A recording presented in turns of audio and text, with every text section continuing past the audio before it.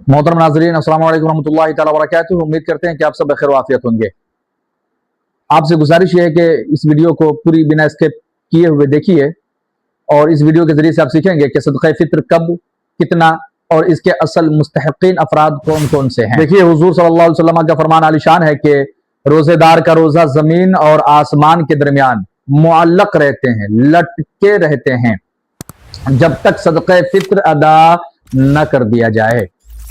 दूसरी हदीस है, हजरत अनस रज़ियल्लाहु अन्हु इरशाद फरमाते हैं कि हुजूर सल्लल्लाहु अलैहि वसल्लम ने इरशाद फरमाया, बल्कि बाद सहाबा हुजूर की बारगाह में हाजिर खिदमत हुए और करने लगे, या रसूलुल्लाह सल्लल्लाहु अलैहि वसल्लम, सबसे बेहतर और अफजल सदका कौन सा है? हुजूर ने इरशाद फरमाया, रमजानुल मुबारक में सदका देना ये सबसे ज्यादा अफजल और बेहतर और सबसे ज्यादा अजर व सवाब मिलने वाला सदका होता है। सदका फित्र का पस मंजर क्या है?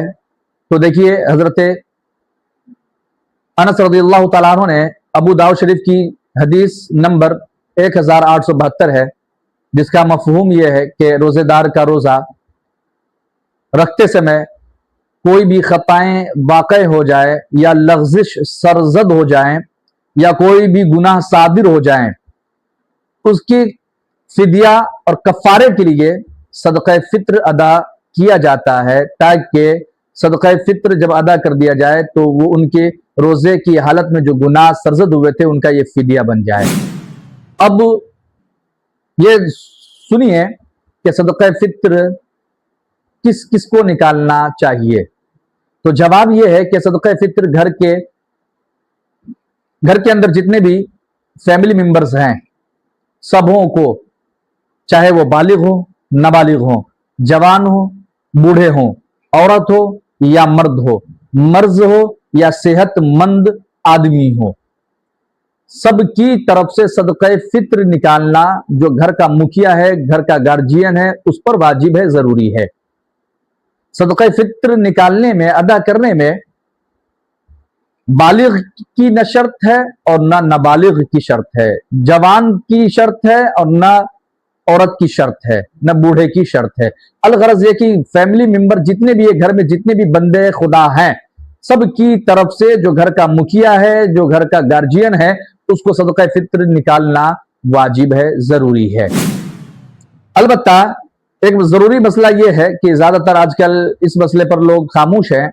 वो ये है कि देखिए, निकालना कब तक है, कब से कब तक के बीच में निकालना सदक़ा फ़ित्र ये जरूरी है। तो देखिए, सदक़ा फ़ित्र 1 रमजानुल मुबारक से लेकर के 30 रमजानुल मुबारक के बीच में कभी भी किसी भी दिन सदक़ा फ़ित्र निकालिए, ये निकालना जरूरी है। हाँ, अलबत्ता 30 रमजान को भी किसी के घर कोई भी बच्चा की तवल्लुद हुई, किसी भी बच्चे की पैदाइश हुई, 30 रमजान को ईद की नमाज पढ़ने से पहले पहले बच्चे की पैदाइश हुई, तो उस बच्चे का भी सदक़ा फ़ित्र निकालना जरूरी है, लाजिम है, वाजिब है। घर के मुखिया पर यह जरूरी है। 1 रमजान से लेकर के 30 रमजान के बीच में कभी भी, यानी कि ईद उल फित्र की नमाज पढ़ने से पहले पहले कभी भी सदक़ा फ़ित्र निकाला जा सकता है। अब सदक़ा फ़ित्र देना किसे है? तो देखिए, सदक़ा फ़ित्र खास तौर से जो गरीब हैं, मिस्कीन हैं, यतीम हैं, फकीर हैं, नहीं तो सबसे ज्यादा बेहतर मेरी नजर में यह है कि जिस दारुल उलूम में या जिस जामिया के अंदर बाहर के तलबा पढ़ते हों, उस मदरसे में जाकर के सदक़ा फ़ित्र पर पर्सन रसीद कटवा लेनी चाहिए, यह रमजान से पहले करा लेना चाहिए। सबसे बेहतर जगह जो है वो मदरसा, दारुल उलूम या जामिया वगैरह की है, जहां के बाहर के बच्चे दीनी तालीम हासिल करते हैं। वहां जाकर के अपने सदक़ा फ़ित्र की रसीदें कटवा लेनी चाहिए और इससे फायदा ये होगा कि बाहर के बच्चे बैठे हैं, पढ़ते हैं, वो आपका हक जो असल मुस्तहिक़ीन में आते हैं वो उन तक आपका सदक़ा फ़ित्र पहुंच जाएगा और वो खा लेंगे। फिर इंशाअल्लाह तबारक व तआला आपको दुआएं बहुत सारी ढेरों मिलेगी।